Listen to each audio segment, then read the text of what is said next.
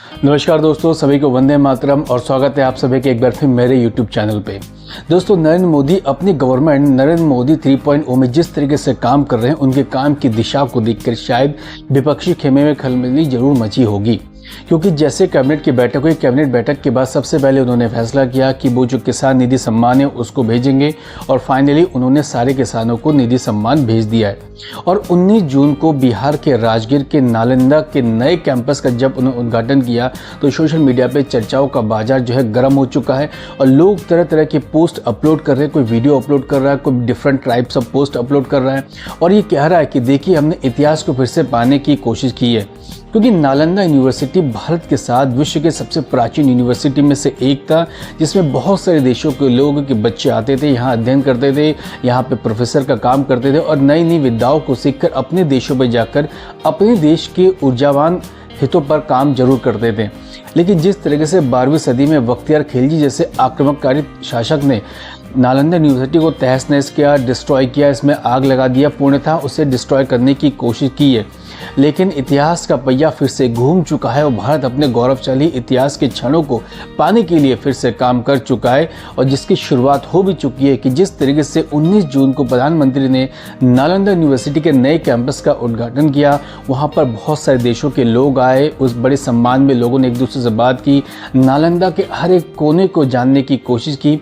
ऐसा लग रहा है कि फिर से हम विश्व के गौरवशाली इतिहास को पाने के बहुत नज़दीक है। नालंदा यूनिवर्सिटी का इतिहास जो है बहुत पुराना है और 427 ईस्वी के आसपास इस विश्वविद्यालय के निर्माण किया गया था। इस विद्यालय का निर्माण कुमारगुप्त प्रथम ने किया था और बहुत ही भव्य तरीके से नालंदा यूनिवर्सिटी का निर्माण किया गया था। बाद में जाके गुप्त साम्राज्य के जितने भी सम्राट हुए उन्होंने नालंदा यूनिवर्सिटी को संवार के रखा, उसमें बहुत सारे काम किए और जितने हो सके वहाँ विद्यार्थियों के लिए काम करते गए।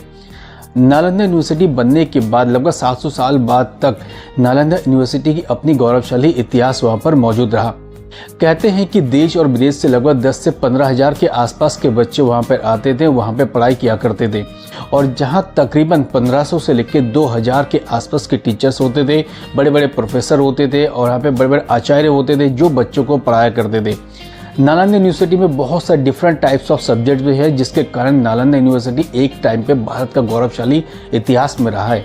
यहाँ पर मेडिकल हो, आयुर्वेद हो, साइकोलॉजी हो, चाइल्ड साइकोलॉजी हो, ज्योग्राफी हो, मैथ हो, साइंस हो, ड्राइंग हो, जितने टाइप के यहाँ पर अगर सब्जेक्ट थे, एस्ट्रोफिजिक्स भी यहाँ पर थी, जिसके कारण नालंदा यूनिवर्सिटी का नाम पूरे विश्व में विख्यात था और लोग नालंदा यूनिवर्सिटी में आते थे इसलिए कि यहाँ किस टाइप की पढ़ाई होती है, बच्चे किस तरह से यहाँ पे स्टडी करते हैं, यहाँ का पढ़ाने का मेथड क्या और किस टाइप से बच्चों को सिखाने के यहाँ पर टीचिंग स्टेप लिए जाते थे। दोस्तों, आप सभी ने पढ़ा है कि जीरो का जो आविष्कार वो भारत में हुआ और बहुत से लोगों को पता भी होगा कि जीरो का आविष्कार किसने किया था। दरअसल जीरो का आविष्कार किया था आर्यभट्ट ने। आर्यभट्ट भारत के महान खगोल वैज्ञानिक थे जिन्होंने जीरो का आविष्कार किया था और जिन्होंने ग्रहों के नक्षत्रों पर भी बहुत सारा काम किया था। लेकिन दोस्तों, आपको जानकर बड़ी हैरानी होगी कि आर्यभट्ट के जितने रिसर्च होते थे, उनकी पढ़ाई कहाँ से हुई, उन्होंने पढ़ने के बाद कहाँ पर प्रोफेसर बने, ये सारा का सारा काम जो होता है 6th सेंचुरी में नालंदा यूनिवर्सिटी से ही हुआ। यानी आर्यभट्ट ने नालंदा यूनिवर्सिटी में सबसे पहले पढ़ाई की, पढ़ाई करने के बाद वो वहीं पे प्रोफेसर बने और धीरे धीरे अपने रिसर्च कामों में लग गए।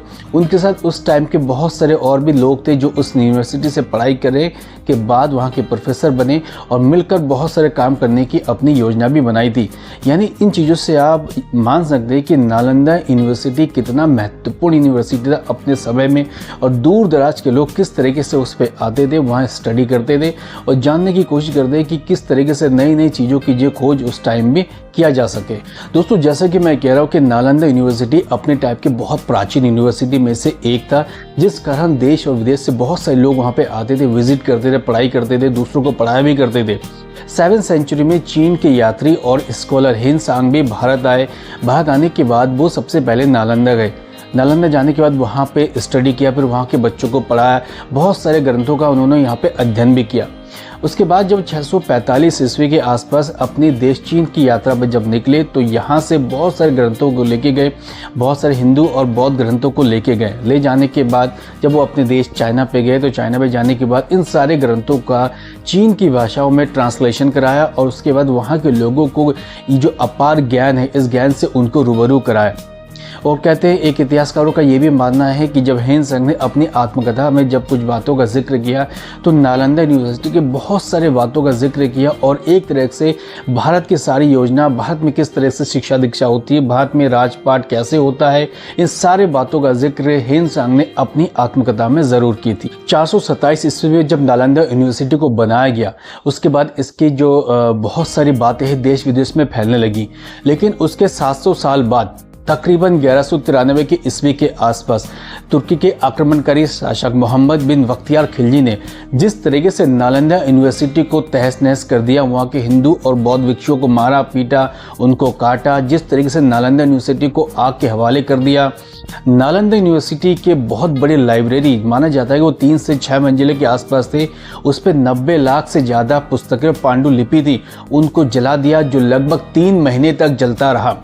यानी जिस तरीके से उस शासक ने नालंदा को तहस नहस करने की भरपूर कोशिश की, उसको आग लगा दी, हर तरीके से उसको जद्दोजहद करने की कोशिश की, जिससे नालंदा यूनिवर्सिटी का गौरवशाली धीरे धीरे खत्म हो गया।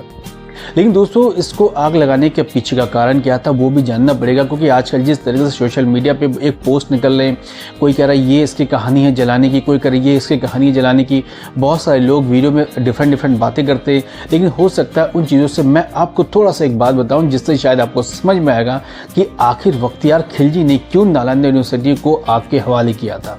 दोस्तों, माना जाता है कि इसके आग लगाने का पीछे का मुख्य कारण ये था कि एक समय जब बख्तियार खिलजी बहुत बीमार हो चुके थे और उनके पास जितने हकीम थे वो रुक गए थे कि उनकी बस की बात नहीं कि किस तरीके से उन्हें ठीक किया जाए।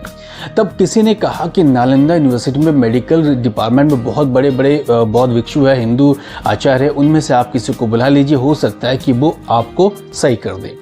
उसके बाद क्या था, बख्तियार खिलजी ने आदेश दिया, फिर वहाँ से एक भिक्षु गए। वहाँ पर जाने के बाद उन्होंने भिक्षु से कहा, देखो मैं तो इस्लाम को मानने वाला हूँ और तुम हो काफिर, तो मैं आपकी सारी दवाओं को नहीं लूँगा, लेकिन आपको मुझे सही करना पड़ेगा। अब इस बात को सुनकर जो भिक्षु थे वो चिंतित हुए, लेकिन उनको सही करना था, अगर नहीं करे तो उनको मृत्यु दंड भी दिया जाएगा। उन्होंने कहा कि बख्तियार खिलजी से कहा कि आप कुरान पढ़ते हैं? उन्होंने कहा मैं रोज पढ़ता हूँ। तो उन्होंने एक अपने से कुरान निकाली और बख्तियार खिलजी को दिया और कहा कि रोज आप इसको पाठ करेंगे, यानी उसको रोज पढ़ेंगे। अब इतनी बात करने के बाद वो भिक्षु वहाँ से चला गया। उसके बाद रोज बख्तियार खिलजी उस कुरान को पढ़ने लगे, धीरे धीरे सही होने लगे, पढ़ने लगे, धीरे धीरे सही होने लगे। जब वो पूर्ण रूप से सही हो चुके थे तो एक दिन बख्तियार खिलजी ने उनको बुलाया और कहा कि तुमने मुझे कोई दवाई नहीं दी, फिर भी और मैं कैसे सही हो गया। तब उन्होंने कहा कि जनाब, जब आप ये कुरान को पढ़ रहे थे तो इस पे मैंने आयुर्वेदिक दवा लगा दी थी, जो जैसे जैसे आप पढ़ते गए एक एक पेज को पलटते गए और एक एक पेज को पलटने के बाद आप उस उंगली को अपने जीभ में लगाते गए, जिसकी औषधि आपको जीभ में लगती गई और आप धीरे धीरे स्वस्थ होते गए। बख्तियार खिलजी पहले तो बहुत आश्चर्यचकित हुआ, ये कैसे संभव है। उसके बाद वो हैरान हो गया कि इतनी बड़ी धन संपदा, इतनी बड़ा ऊर्जा का स्रोत, इतना बड़ा ज्ञान का भंडार नालंदा यूनिवर्सिटी के भिक्षुओं के अंदर है और उन्हें ये बर्दाश्त नहीं हुआ, क्योंकि वो हर कीमत में इस्लाम को सबसे पहले देखना चाहते थे और किसी भी कीमत पे, चाहे हिंदू धर्म ग्रंथ हो या बौद्ध धर्म ग्रंथ हो, इनको आगे फलना फूलना नहीं देना चाहते थे। जिस कारण उन्होंने क्या किया कि नालंदा यूनिवर्सिटी में आक्रमण किया, वहाँ पे आग लगा दिया, तहस नहस कर दिया, बौद्ध भिक्षुओं को मारा गया, हिंदू धर्म ग्रंथों को जला दिया गया, हिंदू आचार्यों को मार दिया गया, और ताकि सिर्फ और सिर्फ लक्ष्य एक था कि इस देश में सबसे पहले इस्लाम होना चाहिए। तो ये कहानी है जो हमने सुनी है। उस कहानी को सुनने के आधार पे मैंने आज के मेरे वीडियो सेशन में मैं आपको सुना रहा हूँ कि इस आग लगाने के पीछे का जो मेन रीज़न क्या था।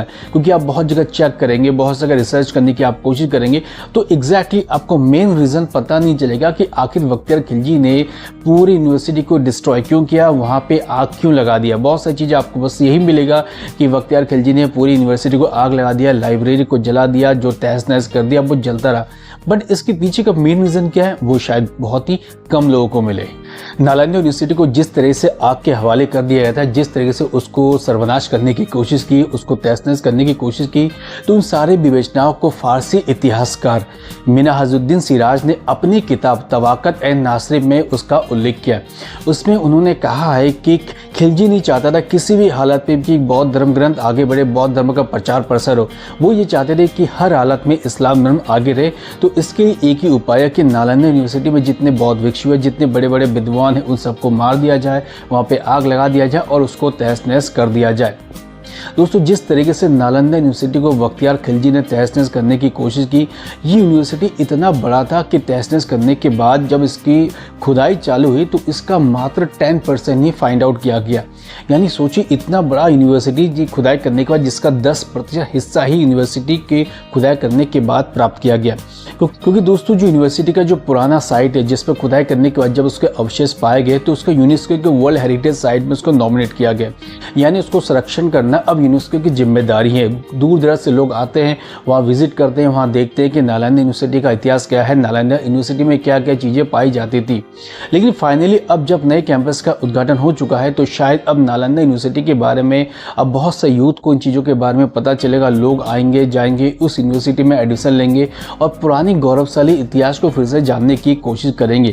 क्योंकि भारत का इतिहास, भारत का धर्म, सारी चीज़ें प्राचीन परंपराओं से सम्मिलित हैं और प्राचीन धर्म से ही, प्राचीन सभाओं में ही बहुत सारे लोग यहाँ पर आते थे, अध्ययन करते थे, भारतीय इतिहास को नज़दीक से जानने की कोशिश करते थे।